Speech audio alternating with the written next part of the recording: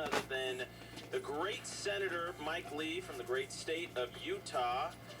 We got to get into what's going on with FISA, what's going on with the Save America Act. We have so much to get into, and our audience is a little confused, Senator, about these two different topics. And we're also going to talk about UVU. You got mentioned in some radical literature that's being passed around that campus, and we're going to be getting into that at the second half of this hour. But, Senator, let's start with FISA.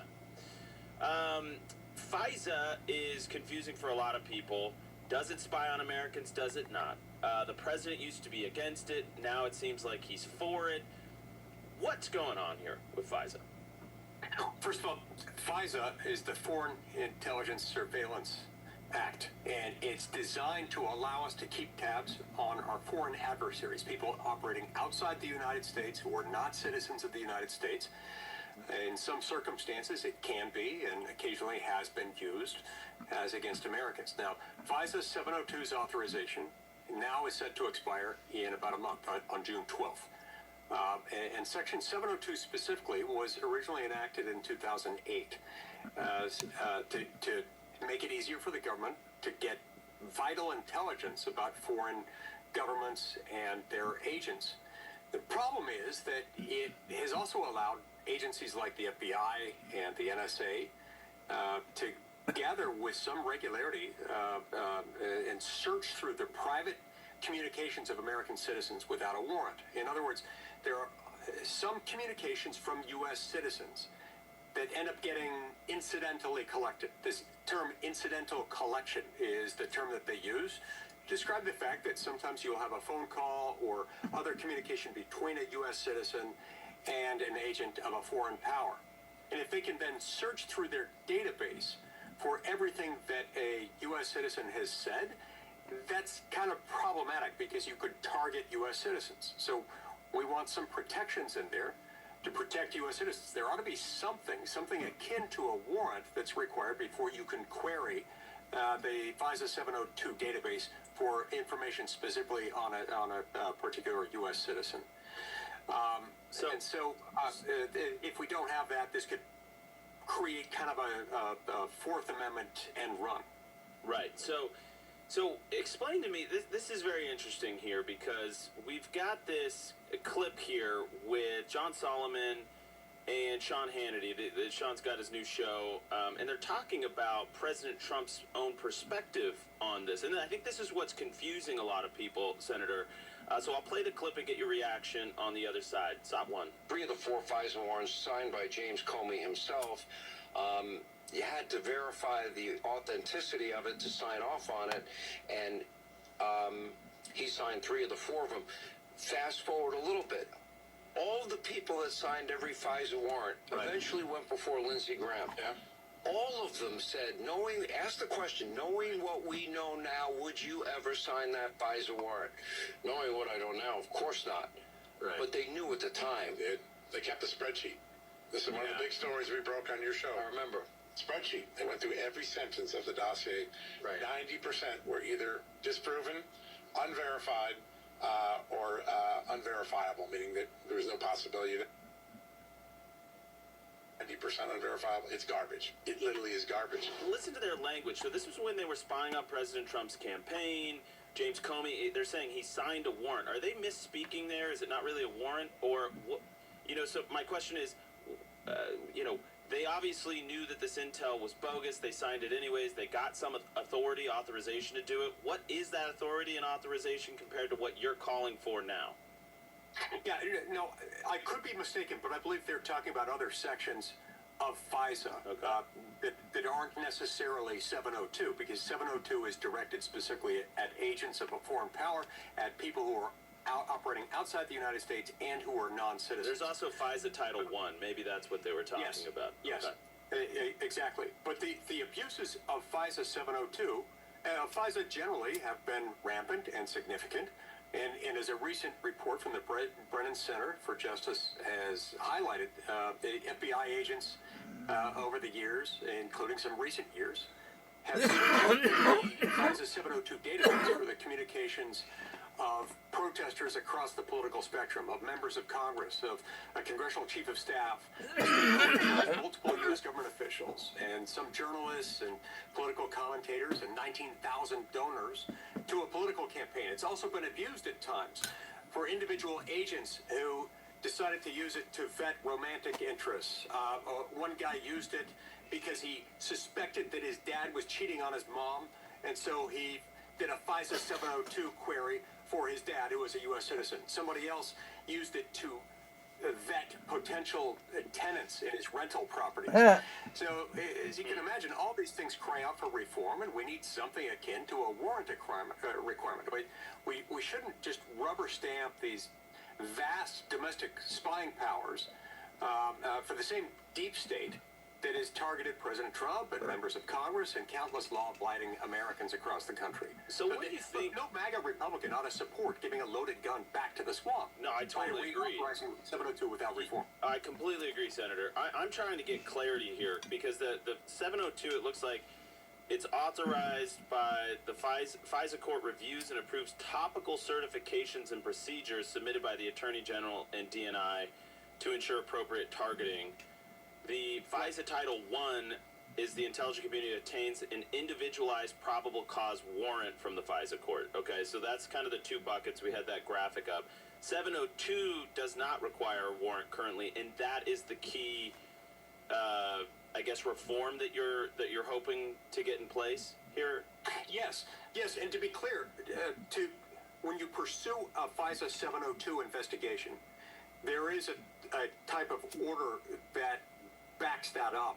And we're not taking issue with that. What we're taking issue with is the ability, once you have accumulated all that information, which will necessarily include incidental collections of communications from U.S. citizens that were incidentally swept up into that same investigation, in order to query the database specifically to see what a U.S. citizen has said. That's where we need something akin to a warrant that says, look, we need to look at this. It's related to the investigation. Here's why we think it's relevant. Let us go do it. Yeah, I mean, why do you think, just in 30 seconds here, Senator, why do you think President Trump has, it just sounds like he's singing from a different song sheet all of a sudden on 702? Well, it's not unusual at all for any president of the United States to resist efforts to restrict the executive branch in its ability to do certain things. That's not unusual, especially in a hyper-technical, hyper-specialized context like FISA 702.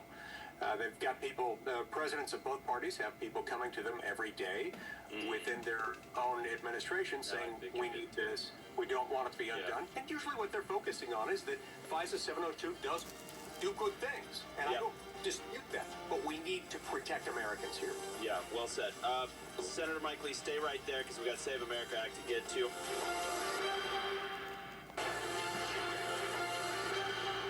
Senator Mike Lee, I think we did a pretty thorough job on FISA 702. I agree with you that no MAGA conservative, candidly, should be supporting warrantless surveillance of Americans. I understand the national security importance of it, but we got to have some checks and balances. And by the way, we cannot forget how it has been weaponized against us. They will do it again. They will do it again, even with checks and balances, but at least we have some stopgaps. Senator, I want to turn our attention to the Save America Act. You have been one of the leading voices pushing to nuke the zombie filibuster, actually make senators debate on the floor. We haven't seen the progress that we wanted or that you wanted, but you've been doing an amazing job pushing that forward. I'm going to play a clip, though, from Kamala Harris here and get your reaction. SOT 13. To your point about poll taxes, literacy taxes, this is not new in our history. And it's an agenda that has been in play since we got voting rights. And to fast forward to today, yes, it's more of the same. What they will do is basically, to your point, Rev, to register to vote, you're going to have to prove your citizenship by a passport or a birth certificate. Oh, you need a state ID or driver's license, bimbo. 20 million Americans don't have a passport or access to a passport. Oh, that's stupid. And Everybody's got access to an is ID. at least $100, if not close to $200, which is in essence a poll tax, right? Is the Save America Act a poll tax, Senator Lee? No, in no way, shape, or form is it a poll tax, and she's speaking with reckless disregard for the truth. Look, she's either flat out lying or she's been badly misinformed. Badly by someone who is misinformed, lying. flat out lying.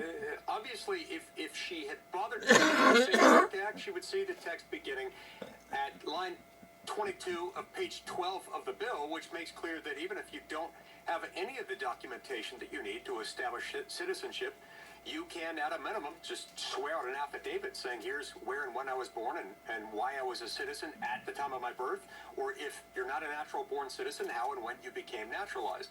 That then shifts the burden to the state to disprove your citizenship. It's very, very easy.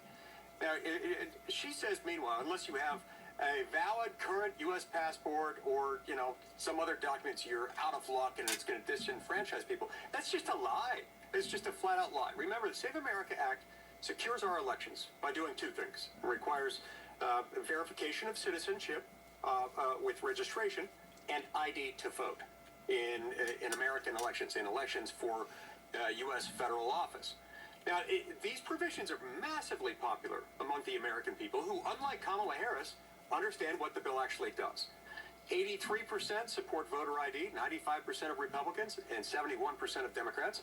74% support proof of citizenship requirements, and that includes 90% of Republicans and 61% of Democrats. 59% of voters to support passing the Save America Act this year before the 2026 midterm elections. So, look, the only place in the country where the Save America Act is even remotely controversial is among Democrats in Congress, and that's because they're lying about it, and many of them have been misinformed. But we've got to overcome their obstruction, and so we've got two options. We can either force the Democrats into a talking filibuster, we wait them out, we wait till they're exhausted, either physically or exhausted the number of speeches they can give under Rule 19, then we pass it by a simple majority, or alternatively, they after getting physically tired, they negotiate face-saving changes that will make them comfortable with it. That's how they passed the Civil Rights Act of 64. Or alternatively, we can just nuke the filibuster and pass the Save America Act by a simple majority. I strongly prefer the first option, but inaction is not an option here. We've got to do one or the other. Well, but Senator, as you say, it's we can dunk on Kamala all we want. We can say it's only Democrats who oppose it, but there is a Republican majority, and we've speculated on all those options for getting the bill through. We get emails a lot about this, and they're always asking, okay, why hasn't it passed? Why haven't any of these things been done? It seems a lot of conservatives think that they're getting played on this by Republican leadership, and is anything going to happen to disabuse them of that notion? Look, we continue to hear assurances from Leader Thune and his office that we are going to get back to the Save America Act. We have been tied up on working on DHS funding, which we're still working on, and we'll be working through the end of next week. And we've got to reauthorize FISA between now and June 12th. But sometime in the next few weeks, this is going to be ripe again. We're going to have the opportunity at the moment where this comes back up. Now, you do raise a very important point in that we've got some Senate Republicans, not very many, but a few, who have been naysayers. And I hate to say this, but I can predict something here. Sometime in the next week or two, specifically because I'm doing this interview with you right now, and I'm saying the things that I've said, you're going to see a left-wing swamp rag like Politico or Punchbowl run a half dozen quotes from anonymous Republican senators who don't want to fight for the Save America Act, complaining that I keep talking about it. That is a guarantee. But you know what? I'm not going to stop talking about it because the American people are with us. The American people deserve this. President Trump wants it passed. In fact, he's identified it as his top legislative priority, as it is mine. When Chip Roy and I set out to write this thing about 3 years ago, in other words, we knew that it needed to happen. Non-citizens either one of us are not allowed to to vote. the American people would latch onto it and realize the urgency of it, and we're thrilled by the public outcry. We're equally surprised that in the Senate we still have opposition from Democrats and unfortunately from a few Republicans. We're going to overcome that, though, because as we keep talking about it, it's going to be harder and harder for the naysayers to continue to push back. Senator, I've only got another 90 seconds here with you. I want to turn your attention to UVU. Obviously, this is a campus where Charlie was assassinated on September 10th, and there's an article out of the Cougar Chronicle. We're going to speak to this lead editor next, and it's, inside UVU's extremist student groups on campus. And the article details, pretty shockingly, how after September 10th, it's gotten worse on that campus, including images of signs depicting you as a KKK leader, and the like. It's shocking in general, but to see it out of Utah, what is your reaction to that? And, what can be done? Well, it's offensive, Typical funny and I comment. think it's odd. I mean, I've never had anything to do with the Democratic Party, and of course, the Ku Klux Klan was the enforcement wing of the Democratic Party, and so it seems like they're clueless about this sort of thing. The same people who call Republicans Nazis, ignoring the fact that Nazis and other fascists are, at bottom, socialists. But look, all these things show that left-wing political violence seems to be growing, especially on many college and university campuses. Yep. And it's being promoted by progressive media, in many cases politicians as well, who dehumanize half the country by calling them Nazis, which provides something of a permission structure for Antifa or other zealots and Hamas sympathizers to hurt their enemies. And by hurt them, I mean physically do them harm. Yeah. Well, Senator, we got to do something about these universities are getting out of control, even in Utah. Senator Mike Lee, thank you for joining us. We appreciate your time. We'll have you on soon. We'll be right back. All right, very important topic here. We're going to welcome in Kimball Call. He's a lead editor for the Cougar Chronicle, and he's just published a really important story about the increased activity of some pretty radical, seemingly, I guess you would say, inclined to violence even, or at least violent ideation, at UVU. Of course, UVU is where Charlie was assassinated on September 10th last year. Kimball, welcome to the show. Hey guys, thanks for having me on. It's an honor to be here. Yeah, it's an honor to have you here. You've done a really important piece here, and you've documented some of the crazier posts, the Discord chats, protests. Give us the 30,000-foot view. So you went to document what's actually happening at UVU's campus. What did you find? So we found that since the assassination of Charlie Kirk, it seemed as though the left-wing student body has gotten even more radical. We found that there was, even in the direct aftermath, clubs organizing and mobilizing to not take advantage of the opportunity, but to honestly perpetuate the extremist rhetoric that I think led to Charlie Kirk's assassination. So one of these is the Civil Disobedience Club, is what they call themselves. They're an official UVU club. They are on campus as a chartered club, and they organized in the very days after the assassination. And some of the things they've been involved with The Nazi flag. Protests against the memorial for Charlie Kirk, protests against ICE and DHS coming on campus for a career fair. They've been responsible for some of the more radical rhetoric, and we were able to obtain screenshots from within their club Discord of them ideating on violence, talking about violence against other conservatives, and even offering to train each other on how to use firearms to defend themselves from quote-unquote fascists. But there are also some other students and groups involved with this as well. Talk about You found this fascism. clip of somebody confronting a gentleman on campus handing out pamphlets, and he says he's glad that Charlie is gone, at least. We'll play the clip and have your reaction. SOT 12. How's it going? It's going good. So I'm just curious, why are you guys writing Bella Ciao on the sidewalk? Because we're against fascism. I cannot like that. Was Charlie Kirk a fascist? Yes, absolutely he was. I'm not sad that he's gone. He wasn't a good man. He wasn't a good person. He wasn't a good Christian. And you're My glad there was a God. murder on this campus. That's fascinating. I'm glad that he's gone. There is a dehumanizing language and ideology wrapped in kind of a grotesque moral projection that's coming out of the left, where they are wrapping a rationalization for violence, political violence, in a moral framework that no Christian could ever recognize, that nobody in traditional Western culture would recognize, where they believe that it's justified. And you Yes, saw he that in did. that clip that we played, where he's saying, "I'm glad he's gone." What he's saying underneath that is that I'm glad Charlie was murdered. I'm glad that this person that I disagree with politically was taken out, and I have a moral framework that justifies that, and the polling reflects that increasingly on the left. There Sad. are people that believe that it's justified. We played the we This showed is the sick. poll again and again, but YouGov Economist did a poll just after Charlie's assassination, September 13th through the 15th. I would have presumed that people would have been shocked and horrified by what happened at UVU, and that number would have dropped. Perhaps it did. Perhaps it went up. I don't know. Based on your reporting, maybe it just sort of revealed what was already there. But it showed just under 30% of 18 to 39-year-olds, self-described progressives, believe that political violence is justified, and only about 3 to 5%, depending on the cohort, of the same age group of conservatives believe the same, which is still too high, candidly. But it's not 30%. And we see that this Bella Ciao, it becoming a thing that they all see. There's the graph. You can see that far left blue node up at the top there. Nearly 30% of 18 and 39-year-olds believe political violence is justified.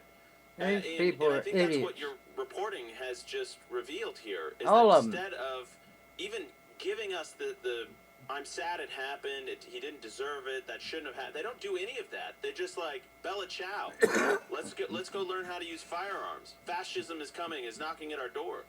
What do you think they are consuming, Kimball, at UVU and maybe in Utah, across the country? What But it does happened seem to this UVU has a society? particular problem here. Communism. What are they consuming? What are they telling themselves to radicalize them like this? Yeah, you make a good point that I think what they're consuming are what Jonathan Haidt and Greg Lukianoff described as like the three great untruths that my generation is learning. The untruth of fragility. These kids are being taught from a young age in the education system that they're fragile and that opinions or ideas that they don't like are harmful to them. They're also being taught the untruth of emotional reasoning, that when they think with their heart instead of their head, they can be right because they feel right, and if it feels right to do something, then it is right, that's what morality is based on. And then they're being taught the untruth of us versus them. They're being taught that the world is divided into good and bad people, and the bad people are the people that disagree with them, and that if those bad, evil people are defeated, then they are the good guys. We have a joke where we call some of these clubs the anti-bad guy, good guy clubs, because they think of themselves as revolutionaries against evil people. They don't have the moral ability to understand the nuance that there are good and bad ideas everywhere, that everyone has a little bit of good in them and a little bit of bad in them. They see themselves as good and virtuous and others as bad and evil, and so that allows them to justify violence and ultimately murder. Kimball Call, lead editor of the Cougar Chronicle. I think that was well stated. Thanks for coming on. Thanks for your reporting, Kimball.